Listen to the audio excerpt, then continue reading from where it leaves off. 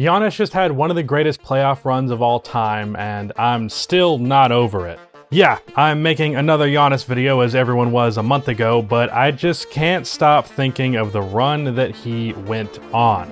As for why I can't forget it outside of the obvious stuff, it's just how many people doubted him along the way. And I don't even just mean the doubts around him for years previous, though we will talk about those. I mean the doubts and the criticism that was coming as he was having the run. To put it simply, I have never seen as much negative coverage on someone actively making an all-time great playoff run as it was happening. So today, I wanted to focus on that negative coverage and talk about how Giannis proved them all wrong.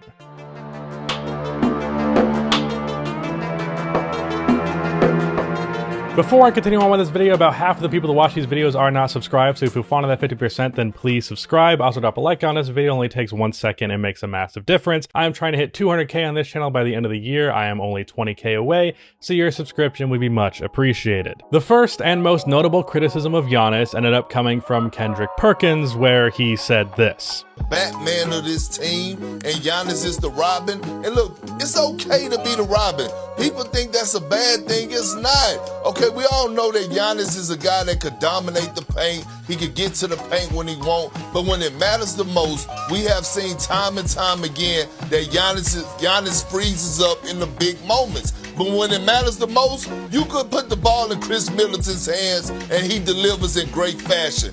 So essentially the argument is that Giannis is not Batman because Chris Middleton comes through in the clutch. That clip was recorded back in the Eastern Conference Finals, so let's just play back what happened after that. Now Booker with Tucker on him, throws it up for Ayton, shot blocked by Antetokounmpo. What a block from Giannis, leans in, knocked away and stolen by Holiday. Phoenix has to foul, and Antetokounmpo throws it down. Huh. Funny how that worked out.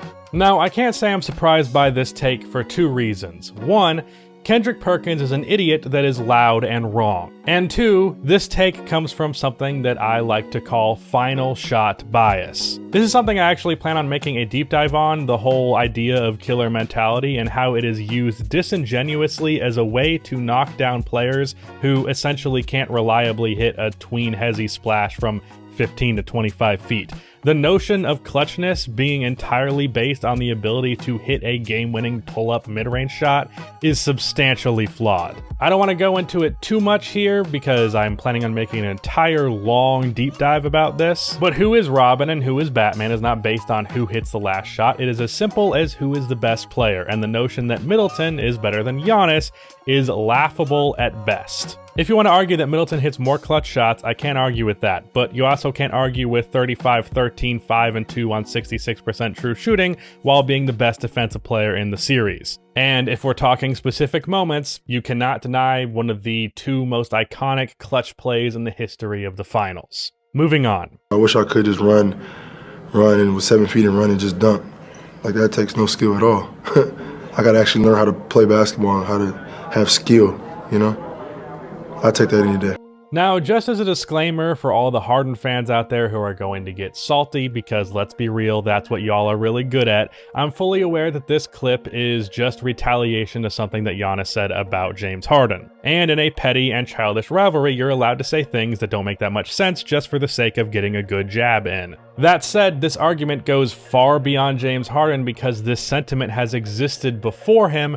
Really, James was just an NBA player and a big profile one that finally validated this take, mostly because he hates Giannis. That argument, of course, is that Giannis is not a skilled player, therefore what he has accomplished is invalid or it is something that holds him back, which is dumb because Giannis is one, skilled, and two, even if he wasn't, who gives a shit because he's clearly very fucking good without skill, if that was the case. Now, you can't actually be as good as Giannis is in the NBA without any skill at all, so this argument is pointless. But even so, if you are giving me 28, 12, and 5 and 4 consecutive regular seasons, and once again 35, 13, 5, and 2 in the fucking NBA Finals, again while playing amazing defense, and you did it without skill, why the hell should I care? At the end of the day, it's all about producing, and so long as you're doing all that, There ain't no problem. But again, this is dumb because Giannis is skilled, because while a lot of Giannis's game is built around his physical gifts, he still had to refine his skills to properly take advantage of those gifts. There have been athletes with Giannis's height, length, athleticism, and even strength,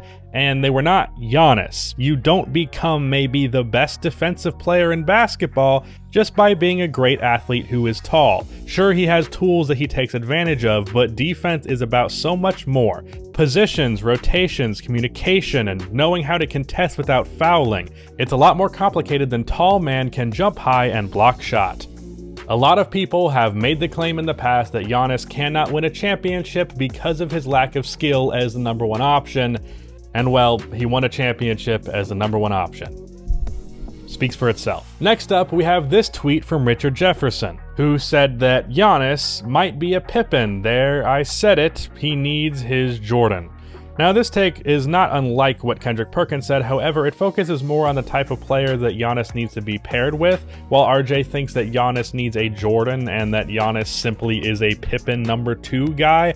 I'm more of the opinion that Giannis is, or at least was, in need of a more Kobe-like player, someone who will be a perimeter threat to pair with his dominant interior presence, and to some extent, that ended up being true with the addition of Jrue Holiday. Now, by no means is Jrue Kobe, but him combined with Middleton does come out to be a similar level of perimeter production between the two, while allowing Giannis to have his dominant interior presence. And as we saw in the playoffs overall, and especially in the finals, we watched Giannis mold more and more into a big man and a Shaq type of player who dominated as he took on that role. So no, RJ, Giannis is not a Scottie Pippen type of player. He proved himself to be much more of a Shaquille O'Neal type of player. Now, this next take is actually a shot at both Giannis and Jrue Holiday.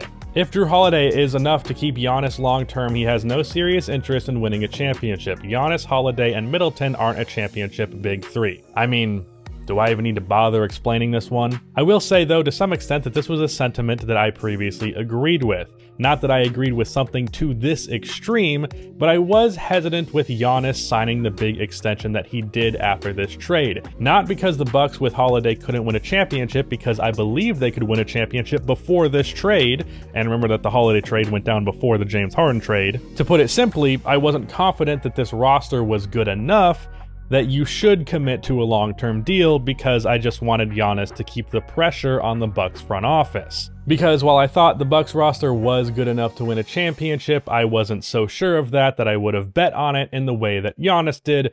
So in that regard, Giannis proved me wrong, even though otherwise I was completely right about him, so I'm only giving myself a little bit of shit for that. The last take comes from Trevor Trout, the king of getting ratioed on Twitter, who, after Giannis just had 18 points in a 39-point loss to the Brooklyn Nets, tweeted, "34 is the worst franchise player of the last 15 years.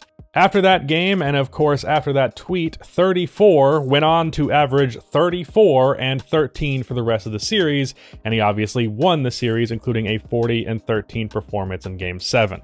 And I don't know about y'all, but I personally think Andre Drummond is the worst franchise player of the last 15 years, not the guy who has won 2 MVPs, a Defensive Player of the Year, and is now, of course, a champion and Finals MVP. Sorry, Andre Drummond, for the jab, but I just find it hilarious that an NBA franchise for many years thought that you were a franchise player and just kept trying with that. So that is everyone that Giannis proved wrong, or really more accurately, like, I don't know, what was it, 5 people that Giannis proved wrong? Is that including me? Wait, that's 6? I don't know. Some people who were wrong about him, because it goes a lot deeper than that. There are millions of people who Giannis proved wrong, and as someone who was a pretty staunch supporter of him, I'm very happy. Giannis, on the chance that you're watching this video, which he's not, I did lose my Giannis jersey. So, like, if you are, can you send me one? Anyways, that is it. Shout out to Rudy for editing this video. That is the end of this video. Please be sure to like and subscribe for NBA content like this, and cue the outro music.